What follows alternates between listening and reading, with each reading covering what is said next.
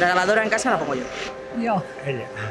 La rentadora, Habitualment jo. quan estava amb la meva companya, doncs ella. En mi casa yo. La rentadora, jo feia una cosa molt rara que no fa normalment tothom. Ell posava la seva i jo posava la meva. La rentadora sol ser jo, sempre. En mi casa lo pongo jo, la lavadora. Ui, el tema rentadora, bastant jo, perquè me veig una mica a vegades tot saturat. La posem entre els dos, entre jo i la meva parella, quan està a casa i em pot ajudar. Quan ell veu que hi ha molta cosa, sí que s'activa i també la posa ell. Col·laborem els dos. La rentadora de plats, el meu marit.